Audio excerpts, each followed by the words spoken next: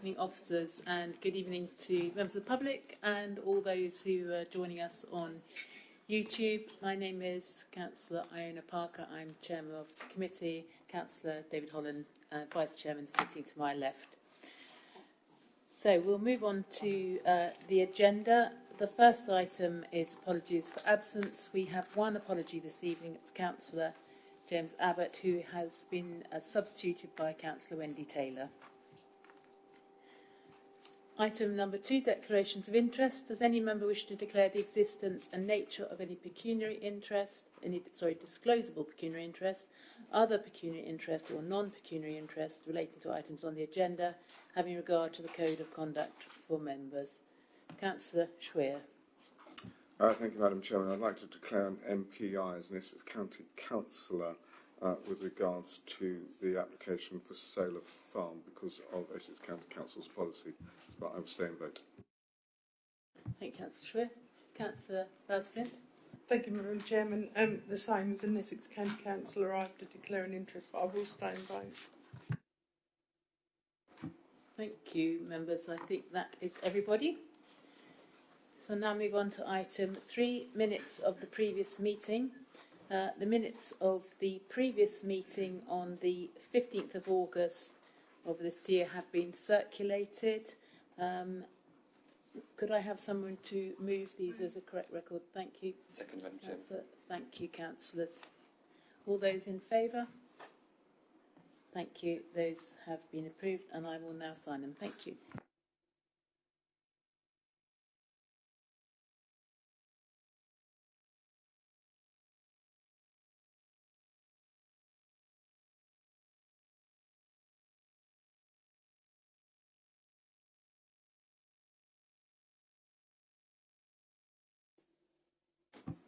Item 4 on the agenda is public question time. This is for questions of a general nature. We don't have any registered speakers on this item, so we will move straight away on to item 5, which are the planning applications.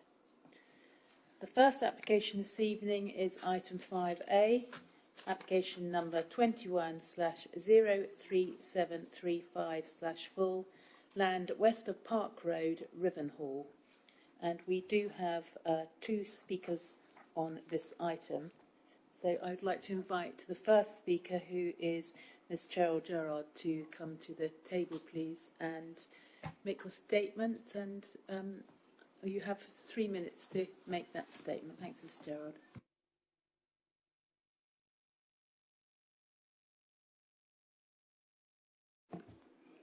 Thank you, Madam Chair. I live at one of the closest properties to the proposed solar farm development at One Waterfall Cottages, and your agenda map uses the old name of Holeview Cottages. I support the need for renewable energy, however that must be on appropriate sites such as brownfield land and on new housing developments. This proposed site is on open countryside in a very quiet rural location, and it has a public right-of-way, Rivenhall 105, running through it, which is along an established track. There is minimal gap proposed between the solar panels and the right-of-way, and the panels would also be close to Rivenhall Fix, which is an ancient woodland. The right-of-way is used by local residents on a daily basis, but the plans show a security fence, access gates and CCTV that would be sited next to the right-of-way, which would detract from the enjoyment of the walk. The track would also change from gravel to hard surfacing and would look more like a road, and anyone walking along the public right-of-way would be more at risk from conflict with vehicles, and would they be filmed by CCTV. The applicants have not properly assessed the impacts of the access for construction traffic, and they say that there would be more than 1,300 construction site loads. That number needs to be revisited in terms of the local impacts of all the increase in HGVs and traffic travelling between Rivenhall and Silver End due to many developments being built in the area. The access point on the bend where Park Road becomes Church Road is notorious for vehicles crashing due to going around the bend too fast, with a speed limit of 60 miles an hour and advisory 20 on the bend, and there is no enforcement by the police. Having slow-moving large vehicles coming in and out of the site access will obviously raise the risk of incidents.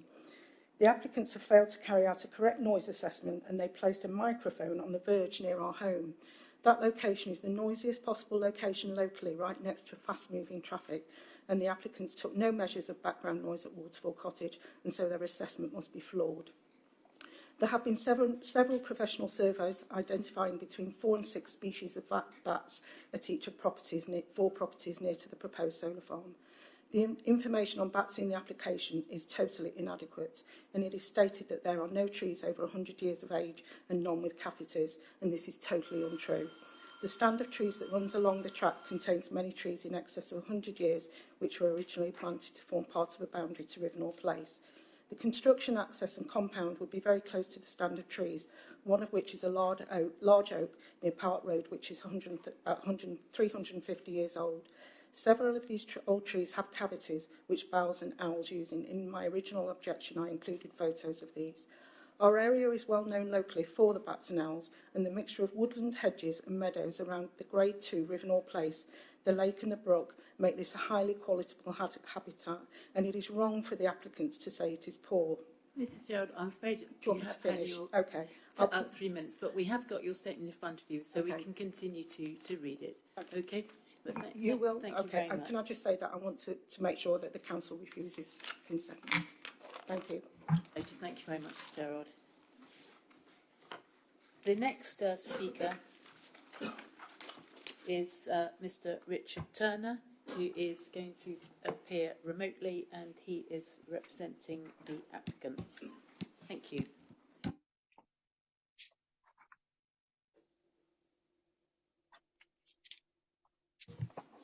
Hello, Mr. Turner. Can you hear us? Would you like to make your statement, please? Yeah, I can hear you. Thank you very much. Thank you. Thank you. Good evening, and thank you for the opportunity to speak on this important planning application for this small-scale renewable energy project. My name is Richard Turner, and I'm the planning manager for Novus Renewables, the applicant.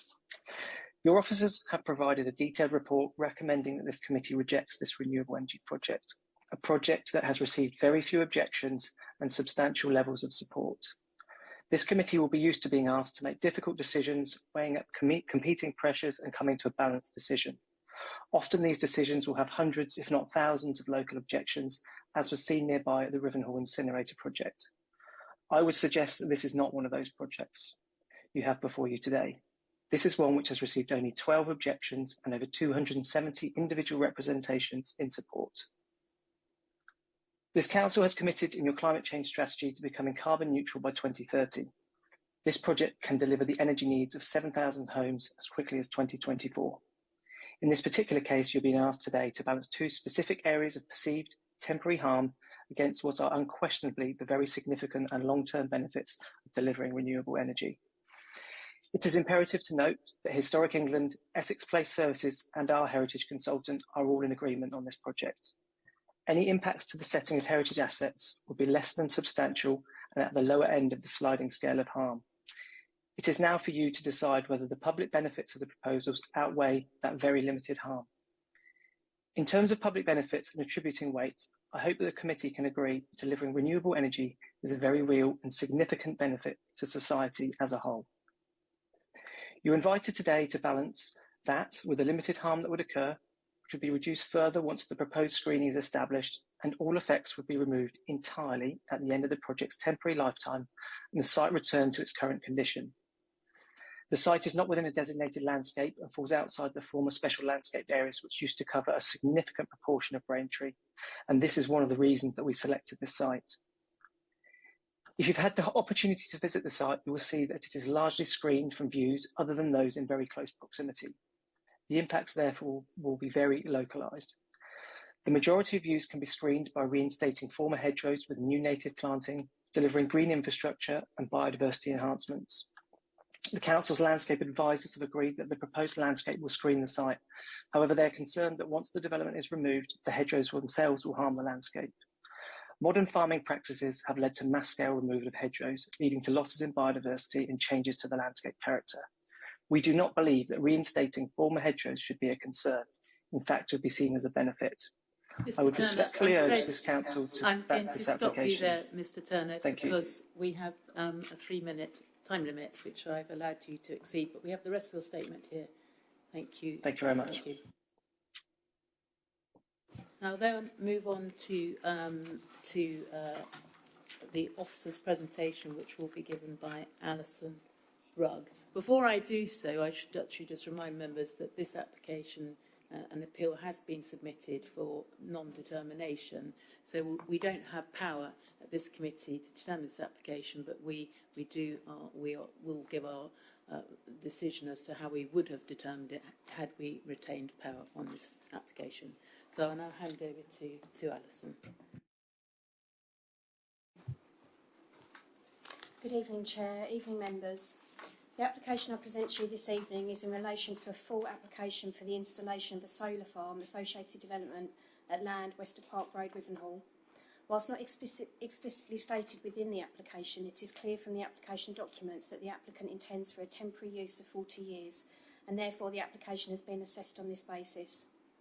An appeal against the non-determination of the appeal has been lodged, and therefore a formal decision can no longer be issued. The purpose of this report is to set out how the application would have been determined. The site is located within the parish of Rivenhall, and the western boundary of the site is adjacent to the parish of Silverend. The site is a speculative scheme, approximately 31.1 hectares in size, and is made up of arable agricultural land open in nature. The site is irregular in shape, representing a horseshoe alignment effectively split into two compartments. Compartment 1 being to the northwest and compartment 2 to the southeast. The surrounding landscape is punctuated with blocks of woodland, including a relatively extensive block of deciduous woodland to the immediate southwest of the site, known as Rivenhall Fix, this area here. Hedgerow or woodland enclosure is prevalent on the majority of the external site's boundaries, apart from one completely open and unenclosed boundary adjoining Church Road to the northeast. Also, the eastern and western boundaries of compartments 1 and 2, here and here, are unenclosed, currently being part of the larger arable field. The closest residential properties are those located on the adjacent side of Church Road and Park Road to the north of the application site, and Rivenhall Place, here, which abuts the northern boundary. There are no designated heritage assets located within the site, but a number are located within the vicinity of the site. The closest of those being Rivenhall Place, a Grade 2 star listed building, which is located directly to the north. Ford Farm and Rivenhall Cottages, here and here, both Grade 2 listed, are located on the adjacent side of Church Road. St Mary's and All Saints Church, a Grade 1 listed and scheduled ancient monument comprising the Roman Villa, Anglo-Saxon Hall, Cemetery and Church sites, located up Church Road about 700 metres to the south.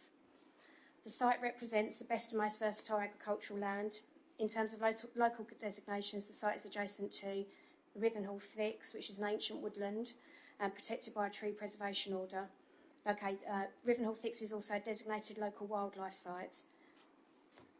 The application site is also a mineral safeguarding area.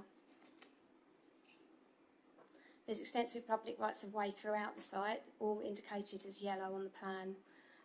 Public rights of way 10511 dissects the site and enters the northern tip and carries down through Rivenhall Fix. 105 runs to the north of the site, and then there's a small area here that's not indicated on the plan, and that's 10566. Vehicle access is currently an existing farm track off Church Road to the north of the site. The track runs north to south and is bounded by an oak, elm, birch and field maple trees to the northern part just here. Here's some views looking over. Here's where the site access is and the established trees in the middle of the site. And this is the church looking south from Church Street. This is a view from St Mary's Church over to the site over here. And a view from the site looking east towards St Mary's Church, which is the Grade 1 listed building.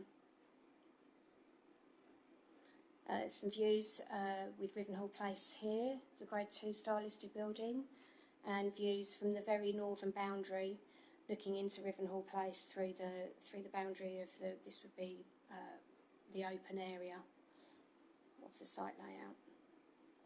This represents the site layout plan. The solar panels would be located within the west and east compartments of the site and have a maximum height above ground of approximately 3.1 metres.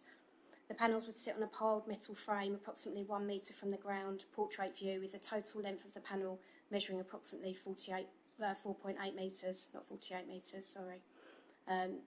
The panels are set at between 20 and 25 degree gradient. The length of rows vary throughout the site, but the width and height remain the same.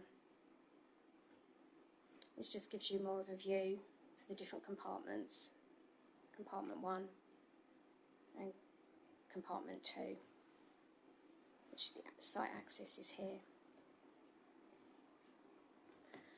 The solar panels would face south and would be finished in a non-reflective dark colour, and electricity from the panels would be converted from DC to AC by string inverters, which you can see here, which would be in the back of the solar panels.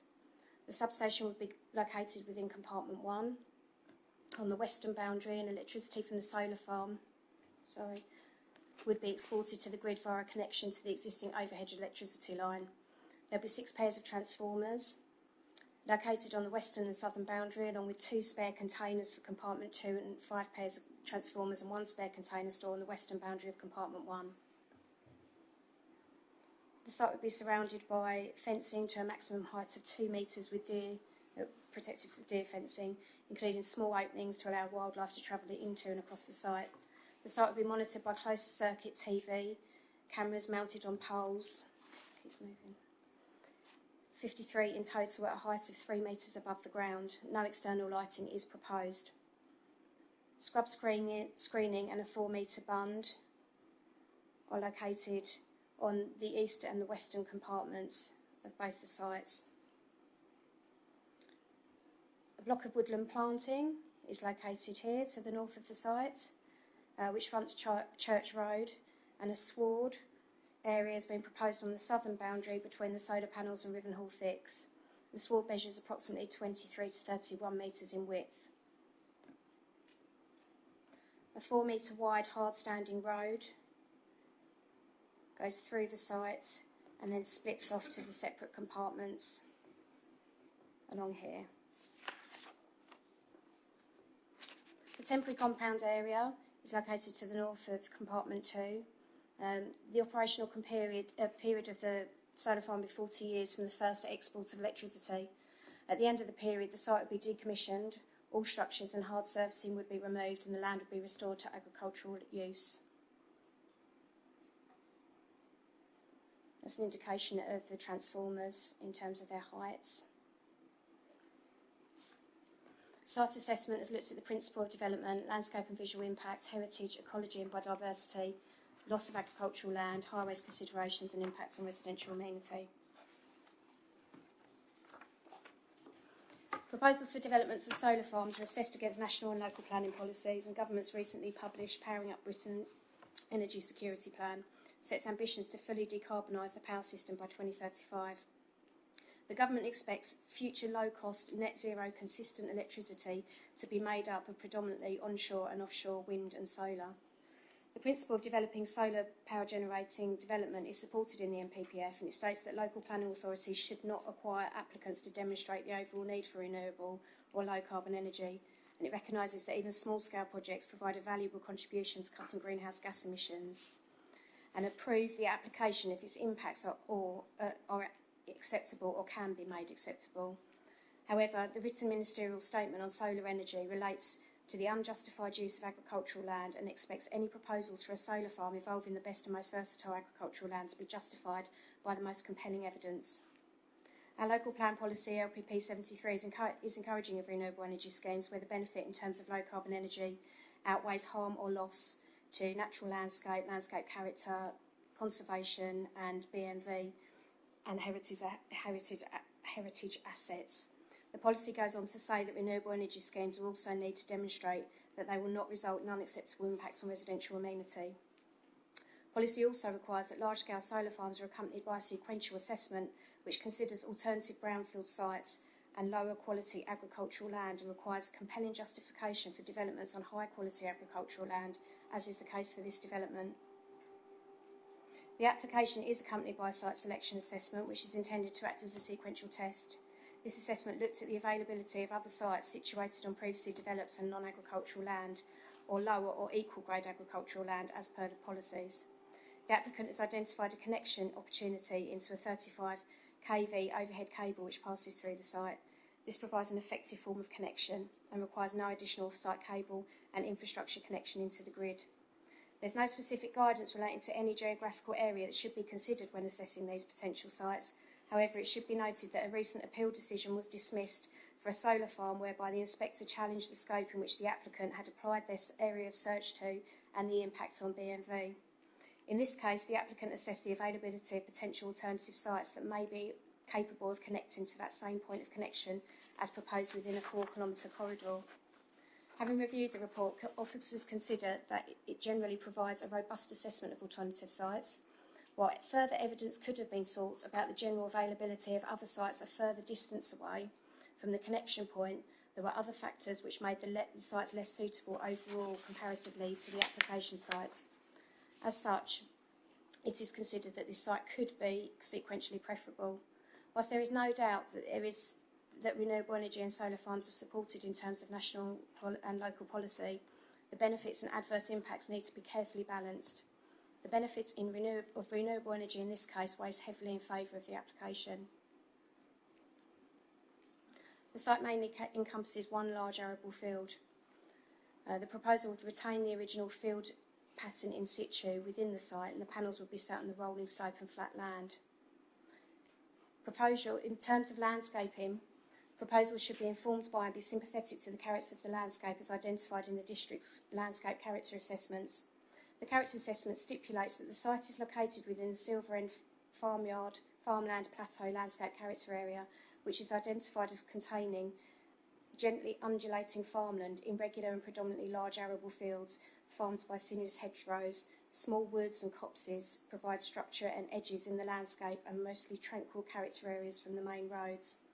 The local character assessment describes the local character areas having a moderate to high sensitivity to change. The character assessment suggested planning guidelines for this character area should be to ensure that new building is in keeping with the landscape character, conserve and enhance the landscape setting of settlements and maintain characteristics and open views across the farmland, and ensure any new development within the farmland is small scale, responding to historic settlement pattern, landscape setting and locally distinctive building styles. The application was assessed by an independent landscape consultant who concluded that the proposed scheme would have a major adverse landscape character effect at year 1, with mitigation measures reducing this to moderate adverse at year 8. The recreational value of the public right-of-ways that traverse the site will be adversely affected, with built form intruding on previously undeveloped agricultural fields. The proposed development site is crossed by a number of public footpaths, and these will experience major visual impact. The Council's landscape consultants also concluded that the applicant's LVIA does not lend sufficient weight to the importance of the views within the application site out to the listed buildings of St Mary's Church and Rivenhall Place. It's considered that I'll show you some of the viewpoints that are taken from throughout the site and some photo montages. So this is the viewpoint from St Mary's and All Saints looking west, and you can see where the approximate extent of compartment 2 will be in this area. This is the view from Church Road looking northwest at the site. This is from North Farm and South Farm, which are the listed buildings overlooking the site. And this is a photo montage of viewpoint 4, which is that one there, prior to planting with the solar panels in place, and then with 10-year planting. The viewpoint from Church Road adjacent to the site, and from the footpath looking into the site, from the site looking southwest across the compartment. Rivenhall Place, this is from the bottom of the site here near Rivenhall Thicks, and you can see the extent of the openness with Rivenhall Place there just poking through the hedges. And this is the change of character of the area should the solar panels be erected with the planting. Over in this direction here is St Mary's Church, there's Rivenhall Place there. And this is from the viewpoint 66 looking south east into the site.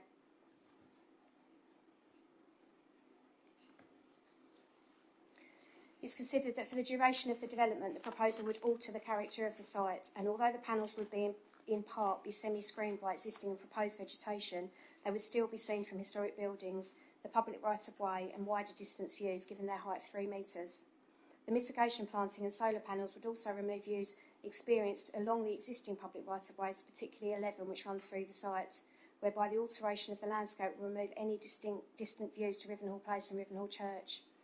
This concern was also raised by Historic England. The proposal would detract from the pleasing rural scene and erode the qualities of the gentle undulating farmland, irregular and predominantly large arable fields, which the area is characterised by, and would therefore result in major adverse harm to the character of the area. Whilst mitigation planting is proposed when the solar farm is decommissioned, this impact would remain as the mitigation planting would remain in situ, and therefore the character of the area would still continue to be lost. It's considered that this impact has significant weight and would weigh against the development in this regard.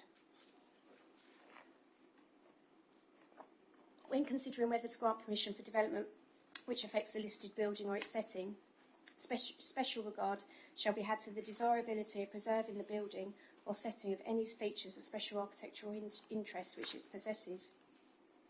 The NPPF advises that when considering the impact of proposed development upon the significance, great weight should be given to the asset's conservation, irrespective of the level of harm is to its significance. Such interests may be archaeological, architectural, artistic or historic. The setting of a heritage asset is defined as the surroundings in which a heritage asset is experienced. Its extent is not fixed and may change as the asset and its surroundings evolve. NPPF states that any harm to or loss of the significance of a heritage asset should require clear and convincing justification addressing the balance of harm against public benefits. As outlined in the report, there are a number of designated heritage assets in the local vicinity. The application has been assessed by both Historic England and ECC heritage officers, both of which raise concerns in terms of the impact. Rivenhall Place sits to the north. The surrounding landscape is an important contributor to the building's significance and setting, allowing views to and from the wider landscape. There are limited views in the existing landscape that allow the Church of St Mary and Rivenhall Place to be seen together, and these views contribute to the significance of both assets and would be obscured by the development, mainly from the public rights-of-way that cross the site. Other Grade 2 listed buildings in proximity to the proposed development are east and south of the site. The proposed solar farm would dramatically change the character of the landscape surrounding these heritage assets, particularly removing their rural agrarian setting. Historic England and the Council's historic building consultant both confirmed that proposal would result in less than substantial harm to St Mary and All Saints Church by decreasing the ability for the church to be appreciated in its panoramic landscape setting from a publicly accessible route. Whilst there are a number of boundary hedges and trees, the applicant proposes to introduce mitigation planting, again with the existing field in the form of scrub and screen blocks. It's proposed that the planting would remain after the solar panels, which in turn would lead to a change in the character of the area and in turn character of the heritage value. They also confirmed that the proposal would harm the significance of Rivenhall Place by failing to sustain the character of its important setting. The proposal in this case would lead to less than significant harm, which weighs against the proposal. Again, here's some more views. In terms of biodiversity and ecology, there's not proposed to be any tree or hedgerow removal as part of the development.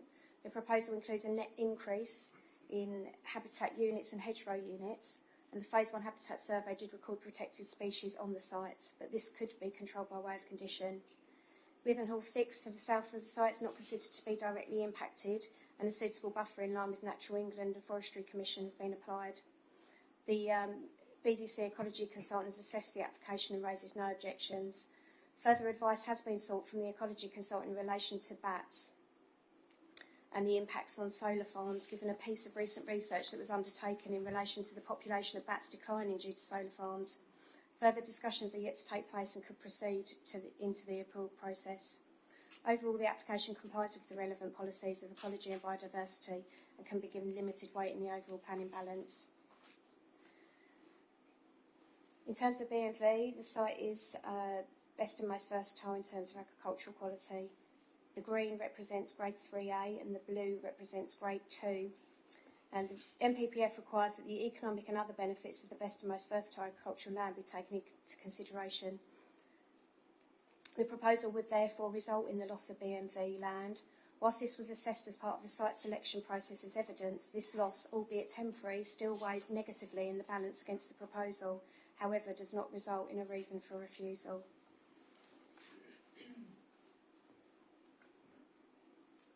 Discussions have been ongoing with the Highways Authority during the course of the application. Additional information was requested by way of a speed survey and visibility display information from the site access. There are significant movements during construction, but no objection has been raised by the Highway Authority. They have included the requirements of a temporary traffic regulation order for the site access during the construction process to reduce the speed limit of Church Road in the vicinity of the access.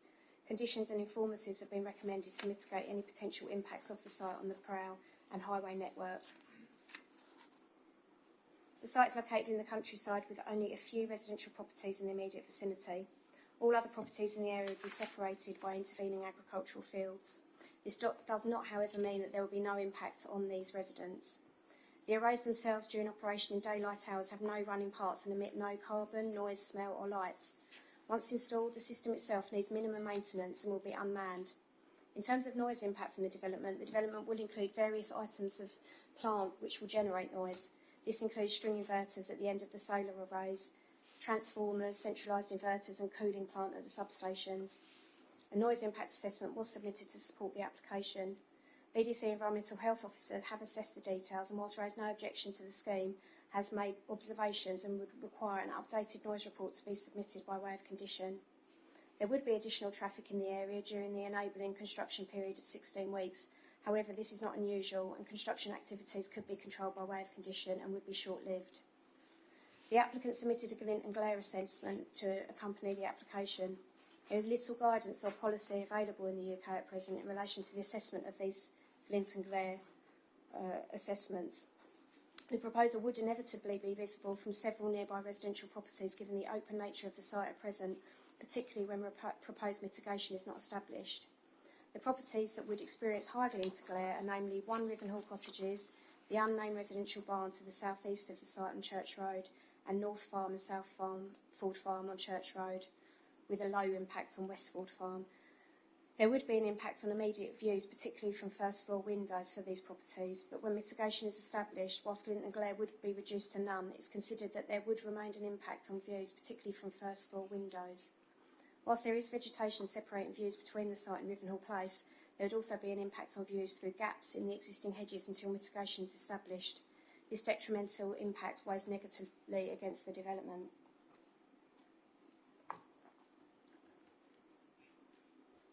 In terms of public and economic benefits, there are undoubtedly benefits associated in their own right with renewable energy. The proposal will provide employment opportunities. Whilst these are short-lived, there would be expenditure in the local area due to the employed workforce. Furthermore, 2 full-time equivalent jobs were provided as an outcome of the proposal. The applicant is also committed to providing a community benefit fund, which, whilst cannot be taken into consideration for the application, is a benefit. The public and economic benefits associated with the proposal is therefore given limited weight. In terms of the summary of the benefits, these are renewable energy, employment and biodiversity net gain, and the adverse impacts are the landscape, heritage, residential impact, temporary loss of BNV agricultural land.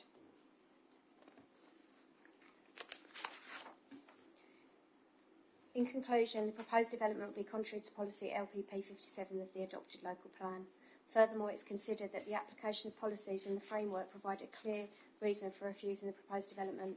This is because there are adverse impacts in regard to designated heritage assets.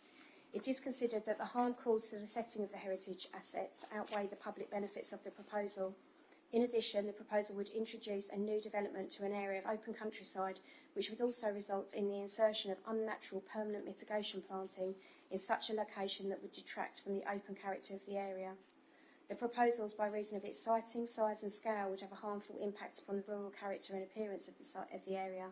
The proposals would significantly harm the intrinsic landscape character and beauty of the countryside, resulting in detrimental landscape and visual effects from a number of public rights-of-way, residential properties and heritage assets, failing to perform the environmental role of sustainability. For this reason, it's recommended that the following decision be made and that application refused for the reasons outlined within the committee report and Appendix 1 of the officer report. There is a member update for one of the submitted plans, which was a typo for the heritage impact assessment. If that could be noted, please. Thank you. Thank you, Alison, for that detailed presentation. And as usual, these solar farm applications are quite complicated with a lot of issues to cover. So I appreciate the work that's gone into the report and your presentation. Before I hand it over to members, can I just say, members, that you are entitled to take all these issues into account and not just the two issues identified by the applicant in his statement, as all the issues as have been covered by Alison.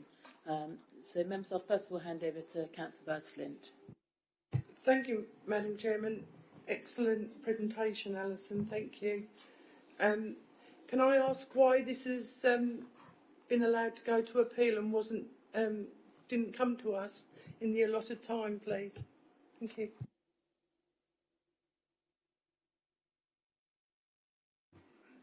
Thank you, Councillor Bowes-Flint, for the question. So, as with all major applications, and you'll appreciate this is a complex major application that's taken some considerable time for assessment, so that's included us going out and getting our own expert impact assessment and analysis in terms of landscape. So, taking all of that assessment into account, it hasn't been possible to report the application up to now.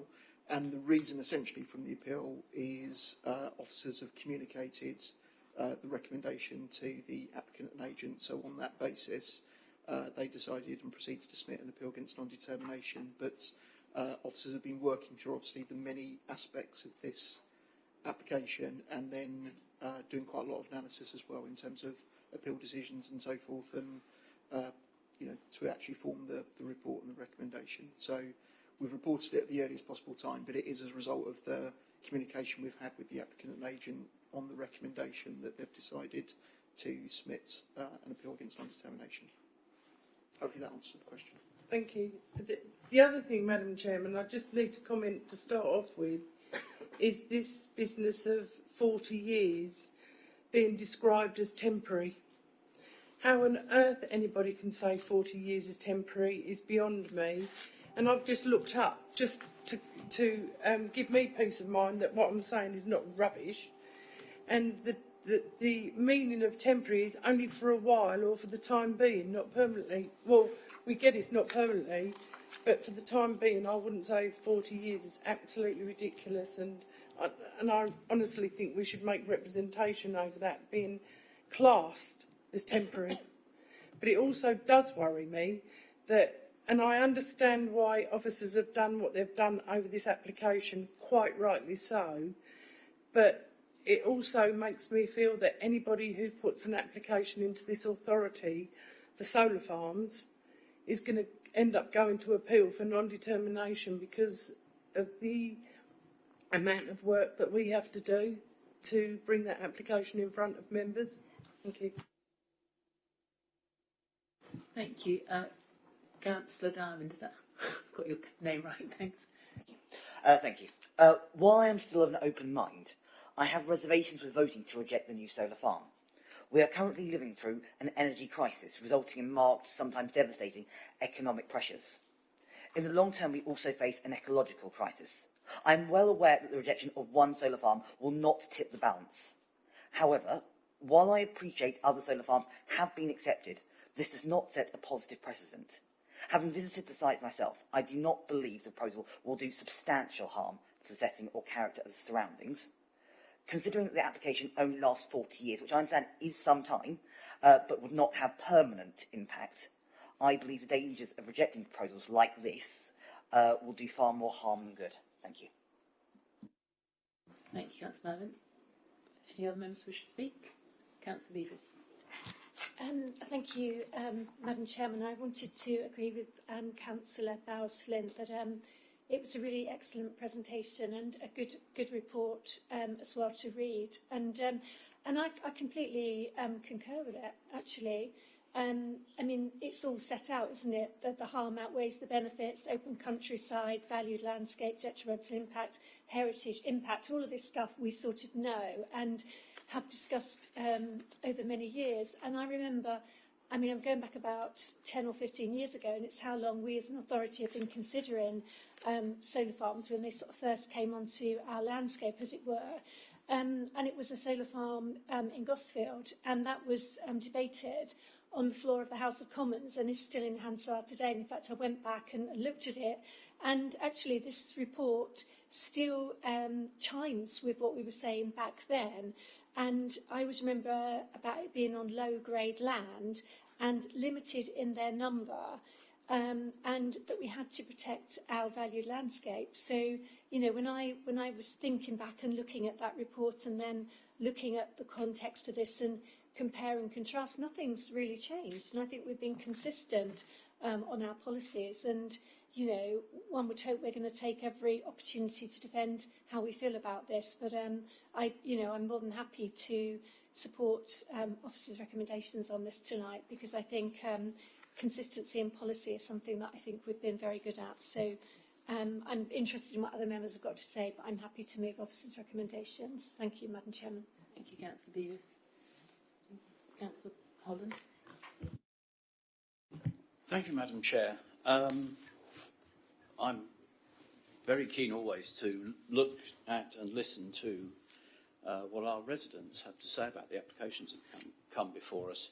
And so I've looked fairly carefully at the representations on the website, and I have to say that I am surprised that the conclusion of a planning expert, not within these walls, could come to the conclusion that there is a significant number of people making the case for this application. And I say that on the basis that, having checked the law around it, the vast, vast majority of supporting comments are all but identical. And therefore, we would just consider them as one representation, not 200 and something. And a second point to be drawn from that is that all of those representations are fundamentally speaking only about the principle of developing solar farms as part of our strategy to decarbonise energy. And I have to agree with them. But what they're not making a case for is that this is the right site for such a thing. I personally believe that we live in, we're privileged. We live in the breadbasket of this country. We have some of the finest wheat-growing land in the British Isles. And so I don't believe that we should give up that capability willingly, because there are lower grade lands with just as much sunlight level and as low cloud cover as we have here, but lower grade farmlands. And so if solar must be ground based and not on the preferable sites such as brownfield, they should go there, but not onto this site, which is a really good example of high-grade agricultural land in the British Isles, and we're just privileged to have rather a lot of it. So I'm given to examine the notion that around, is this a good site? Now, having looked carefully at it, the landscape character of this particular site is extremely open. And if ever the big East Anglian skies adage was appropriate, it's here. I refute the notion that this proposal is for a temporary development. Absolutely, simply because this proposal includes permanent plantings. And those permanent plantings would permanently change the landscape character of this area, which is something which should be protected. There's another issue which is not raised, but I would like to, and it is this. We need to protect the landscape character and the agricultural nature of our district, and that is enshrined in national and local policy, that we should protect the intrinsic natural beauty of the countryside.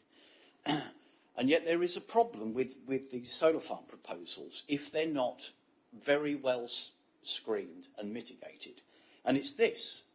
People travelling through our district will be subject to repeated glimpsed views of solar and other energy industrialisation, which is alien to this place. And I think we should be very careful about it. So I would be all in favour of a well-screened, well-mitigated solar farm that does not change the landscape character of the area. But this proposal absolutely does not do that.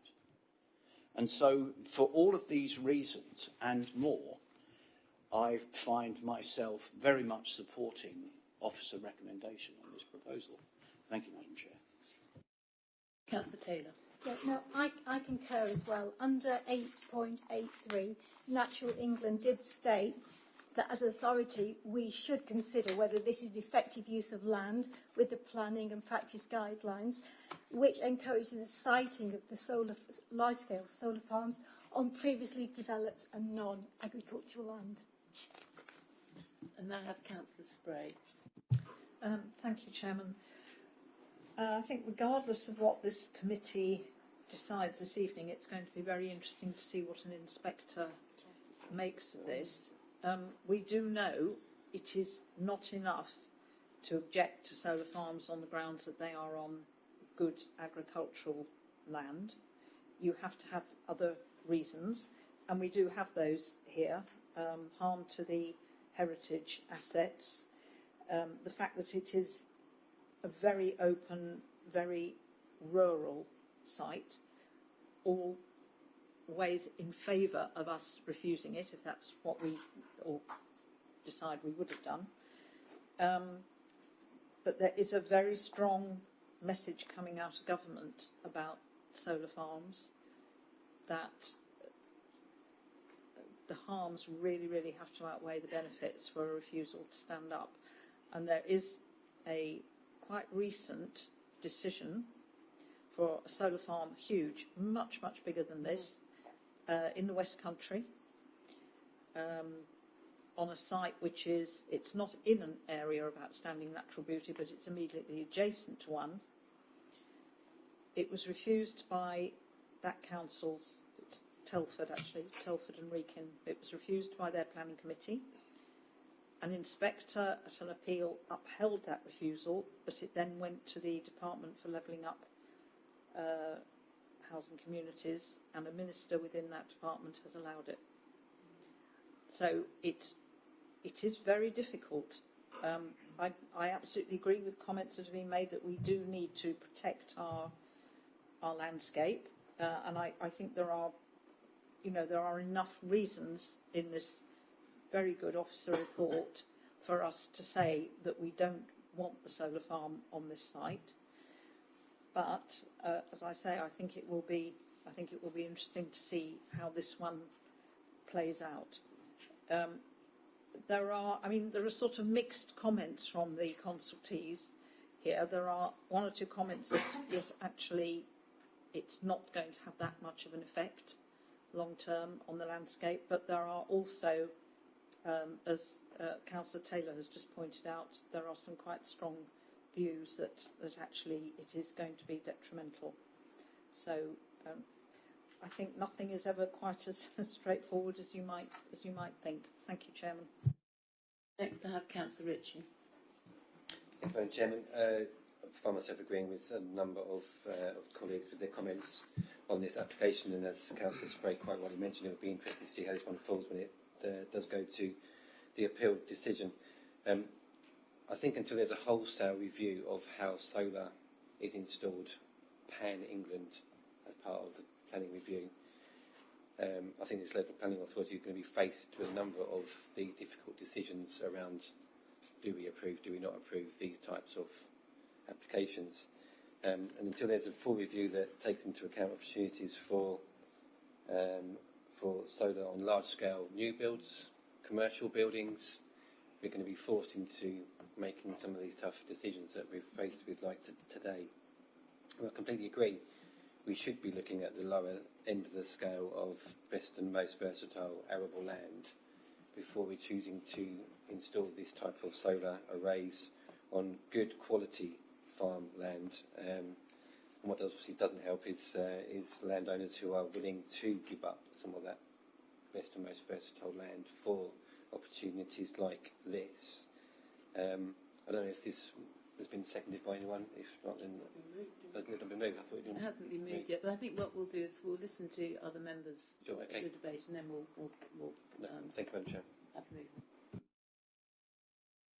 Now, Councillor Schwer, then Councillor Hayes. Now, let's make some comments myself. Thank you, Madam Chairman. I think this is very interesting, and of course, this application is being chosen principally for the ability for the local land to be able to hook up to the grid. That's always an important issue. I'm surprised about the views of people about saying to protect our valued landscapes in open countryside. I'd like to remind the committee that I think what's important here is the importance of our countryside. It wasn't so many years ago that actually everybody was taking out hedges and destroying woodland. We are now saying, actually now it's all open and it's monoculture of wheat or monoculture of winter barley, which actually doesn't support an awful lot of biodiversity in life. It produces food. We're now saying we need to protect that at all costs. And also, there is an awful lot of data to support the increasing biodiversity and the increase of carbon by the use of solar farms on land. As the best and most versatile comments, it depends on the classification. It's obviously not the highest. But actually, solar farms, because it's not being utilised, and it's quite silent in its operation, biodiversity increases over time. It also, carbon actually increases over time as well. And also, what we do need to take into account is, as has already been mentioned, the cost of living crisis, the cost of energy. Government policy is to encourage renewable energy. And this is really important going forward because it's clean energy. And okay, it is temporary. Not everyone is going to agree with the idea of 40 years as being temporary. But I would suggest that a development of normal buildings, as in a housing estate in Braintree, Cressing, Witham, I would say that that is not temporary, because once that goes for an actual build, that is probably gone maybe for centuries. The advantage of this is that should circumstances change, the reason I believe it's classified as temporary is because if the need arose, it could be removed quickly.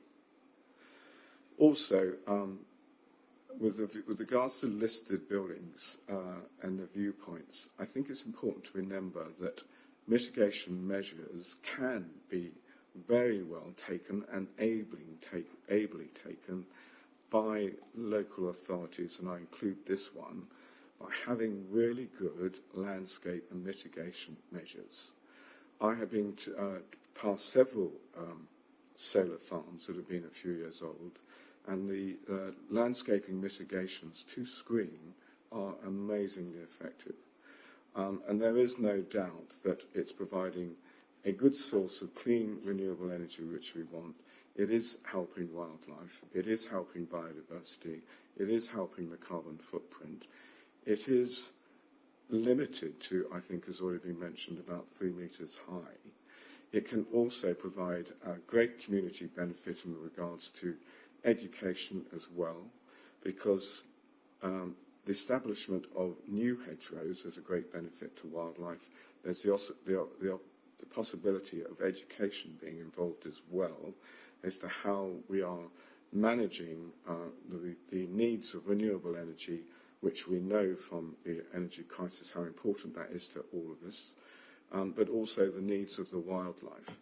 And when you think back and you look at those photographs of tonight, actually that landscape is so open you can't even see a hedgerow.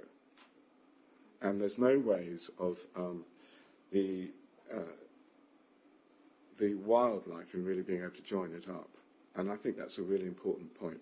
And the public rights of way, as we've seen in other solar farm applications, there are very interesting ways in which that can be handled.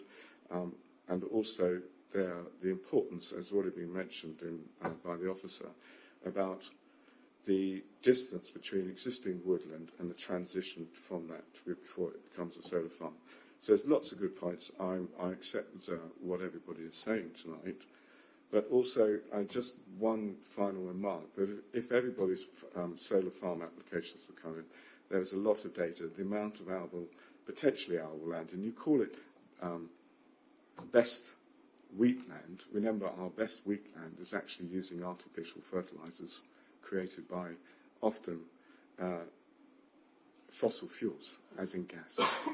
So, you know, we need to have an open mind about this, and I think we need to have a very good balance going forward to outweigh the benefits against any potential harm. I think myself those harms are limited, but I think this has been very interesting, Madam Chairman, but I cannot support the officer's recommendation in this case. Thank you.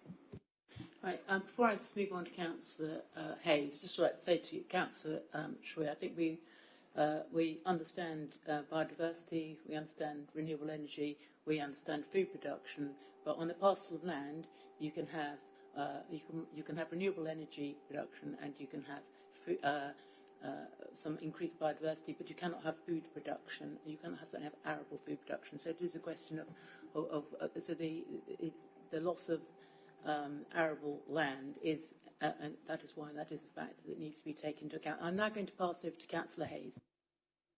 Thank you, Chair. This will be short, as Councillor Schwitt has pretty much covered all the points I wanted to make, really, in a lot more detail than I know about at the minute, but I would struggle to support the officer's recommendation on this one. Okay. Any other members? So I just would like to make a couple of points. I mean, I am concerned as well about the loss of agricultural land, and it is lost for food production for 40 years. I think this is why the importance of food security is as important, really, as energy security, and this is why the government policy directs developers to look at land which is of less, a lower ability to produce food than, and to direct that solar panels should be placed on land which is not the best and most fertile land. This land is entirely best and most fertile as classified under the agricultural classification. There is another point I just would like to pick up which hasn't been mentioned. I think it is actually quite important, and that is the issue of glint and glare. There are 4 properties which have been identified as having a high potential to suffer from glint and glare, which is identified in the officer's report. I did have a look at that report myself this afternoon. What hasn't been actually, I don't think it's been picked up in the officer's report, but certainly in the applicant's glint and glare study, there is also a high potential for glint and glare of road users along Church Road. So I think that, I wonder whether officers could comment on that study, particularly on road users. Thank you for the question. We didn't have any highway comments back from glint and glare for road users, and unfortunately we didn't have the capacity to be able to have a consultant look at the glint and glare report.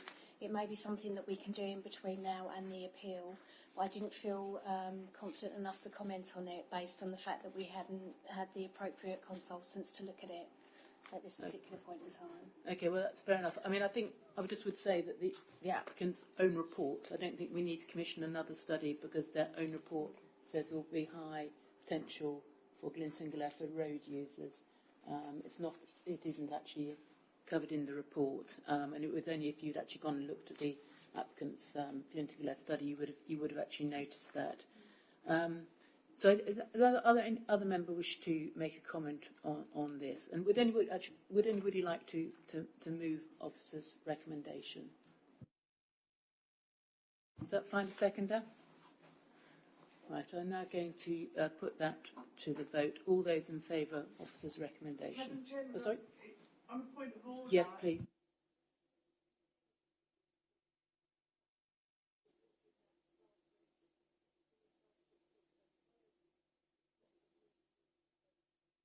Thank you, Councillor. I think that's correct. So I really should rephrase that. Thank you. So if we had had the power to make this decision, would we have granted permission? So it has been moved and seconded that we would refuse this application. All those in favour of refusal?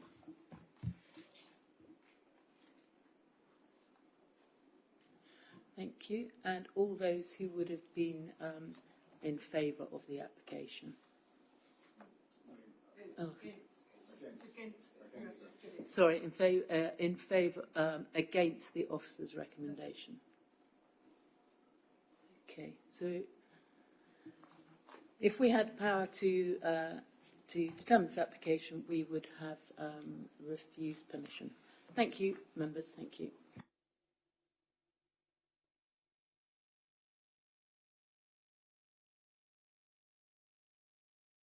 So I'll now move on to the next application this evening.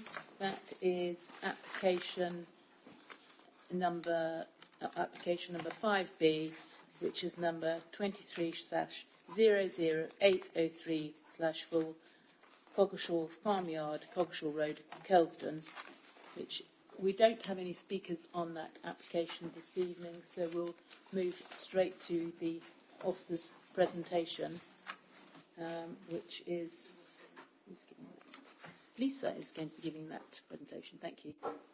Thank you, Madam Chairman. Good evening, members. This is a full planning application for the installation of ground-mounted solar panel array at Coggeshall Hall Farmyard, Coggeshall Road in Kelvedon. Added an aerial photograph here just to sort of place the site in relation to surrounding villages. So you can see Coggeshall here to the north. The application site is where my cursor is, where the star is. So you can see it's to the south of Coggeshall and the northwest of Fearing. Looking at the location plan here, the site edged in red, the line shows access from the highway, and the majority of the site is to the west of this reservoir. So yeah, the site is to the west of the reservoir. It's located on an existing farm which grows predominantly blackcurrants and vines. There is a public right-of-way that runs along here where my cursor is to the south of the reservoir.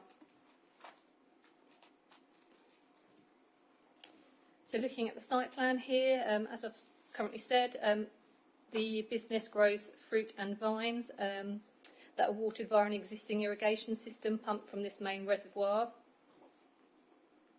There's currently a 10 kilowatt solar array in place to support the electric pump. However, it's understood that this does not have capacity to fully operate the pump system. So you can see here on the photograph the existing solar array, which is then shown on the site plan also. The application seeks planning permission for the erection of a 30 kilowatt ground-mounted solar array to be located adjacent to the reservoir to provide electricity for the water pump. These panels, as we can see on the site plan, would be in 4 rows mounted on a metal frame. The existing solar array would be retained and the 2 facilities would operate together to enable the wider irrigation system to work to best efficiency. Looking at the section plan here, again you can see on the right hand side the 4-panel layout. Each panel line would measure 12 by 3 metres, and again here on the left hand side you can see the metal frame, so a maximum height here of 2.1 metres. Turning to some photographs here, this is taken where the arrow is, so standing on the public right of way looking east. You can see the existing solar array here to the sort of more central left-hand side of the photo. You can see actually that it's very discreet in the landscape. Just another photograph here taken further along the public right-of-way, so the public right-of-way then sort of carries on. You can see the existing pump, and this is the area where the solar array would be sited. This photograph is also quite helpful just to see the extent of planting on that southern boundary, which prevents longer views. There is a member update to you this evening, and initially that's in relation to condition 3, so just altering the wording of that to be a compliance condition with the submitted construction management plan. And also a change to condition 4, there's a typo there, so remove in the bit in bracket which says as approved by condition 4. There is a further update that isn't included on here, so apologies, but we are also recommending removing informative 2, which relates to that revised construction traffic management plan, which is no longer required. So in summary, the NPPF and local planning policies, as well as wider government legislation, is supportive of solar energy developments in principle, and thus the principle of development is supported and acceptable in this case. The siting of the development and the size and scale of the panels and mounting is considered limited and would be appropriate in terms of the context of the site. The development would be seen in views from the public right-of-way that run close to the site. However, there will be no unacceptable adverse impacts upon the landscape character or similar. There will be no harm to ecology and biodiversity net gain would be secured. Matters in relation to highways are considered acceptable and the construction management plan is to be conditioned.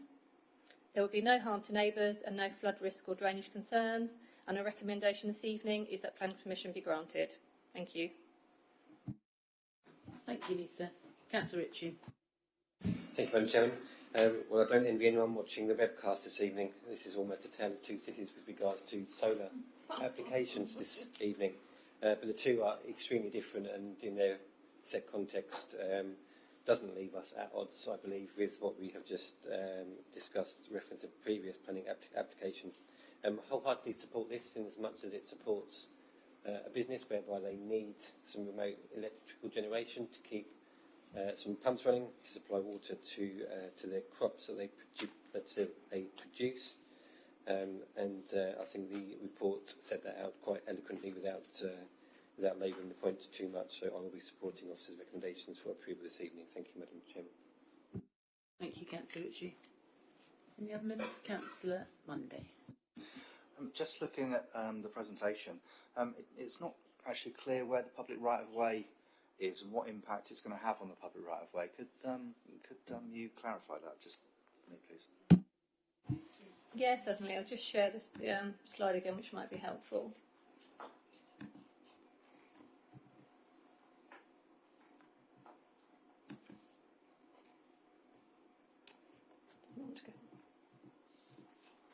Yeah, so the public right-of-way is, so it starts here as it's, can you see the curve in the track? It will carry along this line, so that it runs to the south of the reservoir. So on the photograph, so here it would run along sort of here. So you would very much have immediate views of it from the public right-of-way. So this is the public right-of-way. I couldn't say exactly its definitive line, but this sort of track is where it runs. There's then a sign, it looks like it sort of doglegs a little bit sort of to the right-hand side and then carries on. But on the mapping system, it looks relatively straight. Thanks. Sorry, can I come back and just say, is there going to be any screening or anything like that at all to not adversely impact the view from the public right-of-way? Because it looks to me like you're going to walk down the public right-of-way and come straight into the view of the solar panels. Yeah, no landscaping is proposed to mitigate the impact of it. I think given the scale of it and the reduced height, yes, it will be visible, but we felt it wouldn't be harmful. So again, you can see the existing solar array. Yes, you can see it, but it is quite discreet in that landscape. So yes, on the public right-of-way, you'll see that in closer views. It is what it is ultimately, but no landscaping is proposed. Councillor Bass-Flint. Thank you, Madam Chairman. Agree with my colleague that this is not on the same scale as the previous application, and I must admit a solar array sounds very distinguished, I think is the right word to say. And in fact, again, I'm so old and this makes me feel old. When I was first a councillor on here, we did have Councillor Cood Adams from Fearingbury Manor. So that goes back a long way, but the whole reason that they want it is just so suitable. So I fully support the application, Madam Chairman. Thank you. Yes, it's directly powering a facility. Councillor Beavis. Thank you, Madam Chairman. And just very briefly, yes, I also support the officer's recommendations, and I'd be happy to move them as well. I mean, I live in a a setting sort of similar to this, actually, and it is really well landscaped. It's, you know, it's comparing apples and pears actually to the previous application. But what I will say is one can walk down a lane very similar to this, and there can be a combine in the field for a couple of days with farm machinery that would have a bigger impact than 4 pieces of panelling. So, you know, I'm really quite content with the current landscape, and I think it is quite fitting. And as a local resident, if that was my patch, you know, one would understand that it's all part of the infrastructure and the mechanics of what's going on there, and I'd actually find it quite interesting, I think. So, yeah, I'm more than happy, Madam Chairman, to move officers' recommendations. Thank you. Okay, before I just move on to second, could I just, there was only one thing that occurred to me really on this, was that, was whether or not we should have a condition about removal if the panels are no longer needed. I don't know whether that would be reasonable. Yeah, that is something officers did give consideration to, and we'd have no objection to putting a condition on that requires those to be decommissioned and sort of the land put back to its former use if the use ceased. Okay, thank you, Lisa. Has any other member wish to make a comment on this application? And so I'm now looking for a seconder. Councillor Ritchie, hand up first. So this has been moved by Councillor Beavis, seconded by Councillor Ritchie, with the amendments condition 3 and 4 and the informative and additional condition, if you're happy with that, councillors, to do with decommissioning. So it's been moved that we grant this application. All those in favour of granting the application? That is unanimous. Thank you, members. So we'll now move on to our final application this evening, which is application number 23/01488/variation.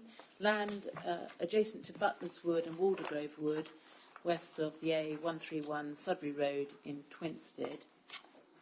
We have a speaker this evening who is going to be giving a presentation remotely, and that is Ms. Helen Stocks, who is representing the applicant. Thank you.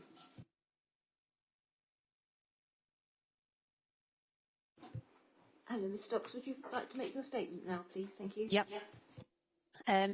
Thank you, Madam Chair, and good evening, members. My name is Helen Stocks, and I'm Principal Planner with Stevenson Halliday, a planning consultancy providing services to National Grid and Murphy's Construction in relation to the Twinstead Grid Supply Point substation.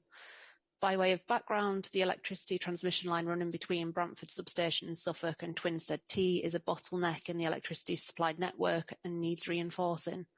Planning permission was granted in October last year for the substation at Twinstead, which is an essential part of the reinforcement. Condition 2 of that planning permission specified the approved drawings, while Condition 3 required the submission of drainage details before any development started. Since the grant of the permission, the substation design has been refined, and the new design provides for a reduced substation footprint with a reduction of around 1,100 metres squared, improved cabling alignment and a rationalisation of the number and location of buildings. It also provides for a revised position and alignment of the subgrid transformer gantry, moving it further away from the A131. Condition 3 requires full details of a surface water drainage scheme to be approved prior to the commencement of any development. However, the finalised design of the drainage scheme can only be completed following further design processes, which in turn can only be completed following the approval of the revised site layout. The proposed revised wording of the condition would still ensure the design is approved before installation, but avoids unnecessarily delaying the start of construction. During the course of the application, a concern was raised about the potential increase in noise that could result from the revised position of the backup generator. A noise assessment has been undertaken by National Grid. This confirms that any increase in noise would be insignificant, and these findings have been confirmed by the Council's Senior Environmental Health Officer.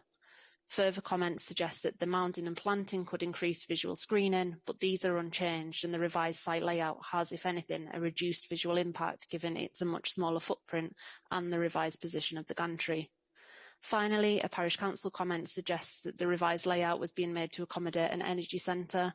This is not the case and certainly does not form any part of these proposals. We agree with your officer comments in paragraph 11.7.2 of the committee report. In regard to condition 3, the finalised design of the drainage scheme needs only be approved prior to the installation of that system and not before construction starts. This approach has been agreed by Essex County Council as the lead local flood authority. The committee is therefore respectfully requested to endorse the officer recommendation and approve this application without delay to help ensure the timely delivery of this essential energy upgrade to the electricity transmission network. Thank you. Thank you, Ms Stocks. Now, who's going to be there? So Lisa is going to give the presentation on this application as well. Thank you. Thank you. This is a Section 73 application for the variation of Condition 2, which relates to the approved plans, and Condition 3, which relates to surface water drainage. The site is land adjacent to Butler's Wood and Waldegrave Wood, west of the A131, Sudbury Road in Twinstead. Here is an aerial photograph just to show you the site in relation to nearby villages. So the site is where the Star is, so to the south of Bourmatai and to the west of Twinstead. The application site is situated to the west of the A131, between the woodland to the north and the south, so Butler's Wood and Waldegrave Wood.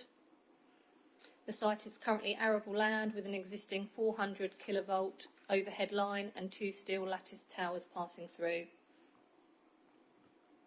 Here's the proposed site plan in red. As we've heard, full planning permission was granted in October 2022 for the creation of a substation, including 2 supergrid transformers, associated buildings, equipment and switchgear, and a single circuit cable ceiling end compound. The permission also included new permanent vehicular access to the highway and wider associated landscaping. This application seeks a variation to that approval, principally in the form of a reduction in the scale of the substation compound, relocation of buildings within that compound, including relocating a diesel generator to the east of the site. The application also seeks a change to the trigger point of Condition 3, which is that SUDS condition. As we've heard, the scheme forms part of the Bramford to Twinstead Nationally Significant Infrastructure Project, or NSIP.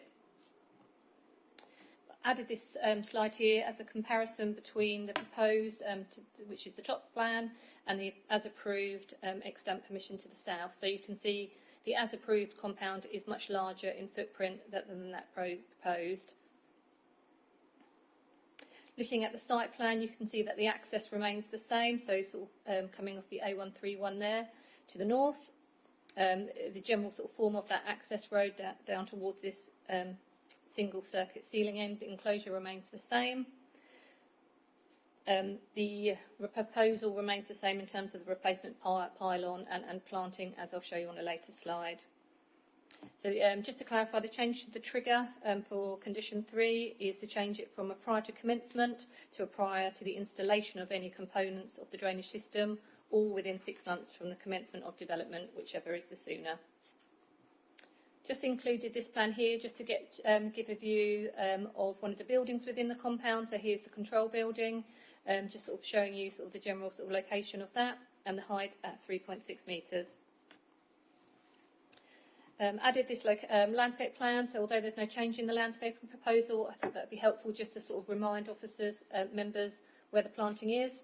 So quite extensive planting, some bunding to the east and west boundaries, proposed hedgerow immediately on this western boundary, and some extensive woodland planting mix.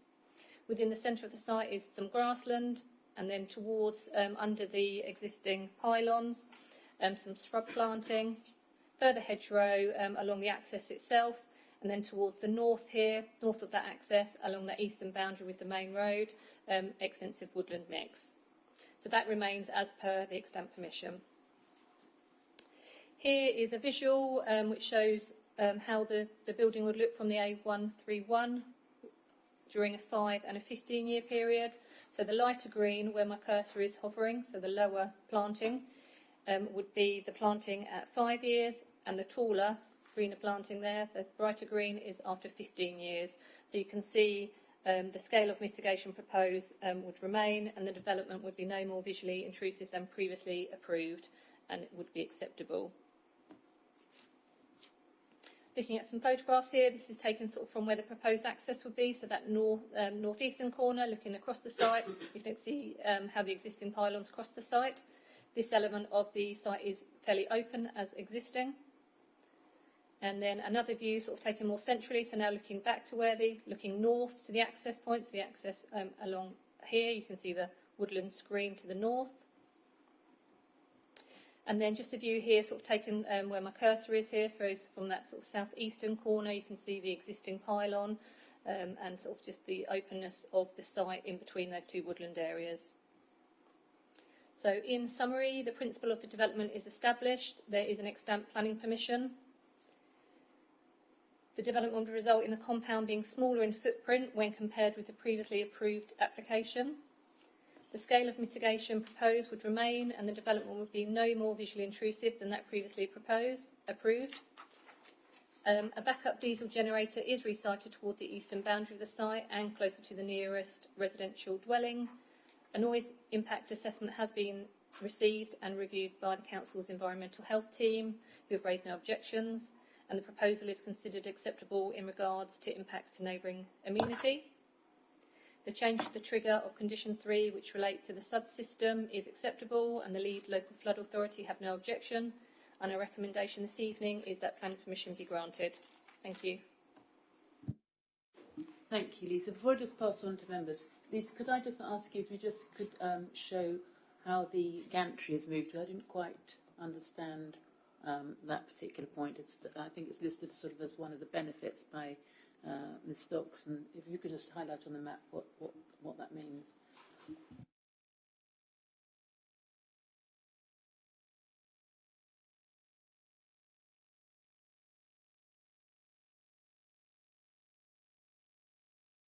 Yeah, so the gantry is this feature here. So here, you can see it here, as I understand, this is the gantry here, and this is the proposed change. So it's sort of, in essence, sort of reorientated a little bit and pushed slightly further back. Thank you. Councillor Ritchie. Thank you, Madam Chairman. Well, many of us will remember this coming to committee back in October, and it's probably just right to remind members that we are not seeking to change any of that planning permission as it's been established. And I understand at the time that it was deferred for the right reasons by many members that are here tonight, and actually give them the credit. The applicant went away and done quite a huge piece of work to address some of the concerns and comments that this planning authority and this committee had made, and we need to recognise them for that. Members, projects like these often go through design stages, and as they refine, they often reduce in size or become larger in size. It's only right that the applicant brings this back to us for a variation, and there's a dual benefit for this. Obviously, for the applicant, there's obviously going to be a reduction in cost because of the size and scale of the site, but I think also for us the amenity impact that is now going to be gleaned from this change benefits us as well. And I believe at the time that this came to first hearing here in this committee, that was very much a topic that was discussed by this committee. So I think all in all, I think there's benefits for everyone to be attained here, and I will be supporting officers' recommendations. Thank you, Madam Chairman. Thank you, Councillor Ritchie. Councillor Beavers. Thank you, Madam Chairman, and I would conclude with that as well. I mean, I think it's possibly a satisfactory ending to not just a decision from the committee back last year, but actually years and years of consultation on the Brentford to Twinstead T, which has gone on. And I remember myself and the previous chairman of this committee spent years going to public engagement meetings and on and on. So, yeah, I would agree. I think slightly smaller in scale. I think it ended up in the right place, and I'm more than happy to move officers' recommendations on this one. It just sits outside the ward. It might have sat in the ward, but I think it ended up in the right place. I'm more than happy to support. Thank you, Madam Chairman. Councillor Holland. Thank you, Madam Chair. I too have rather long acquaintance with this proposal.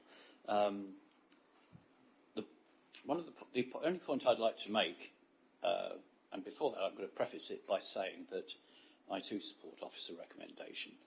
But what I would point out to this committee and to this council is that the concern expressed by one of the parish councils is a real and appropriate one for us to bear in mind.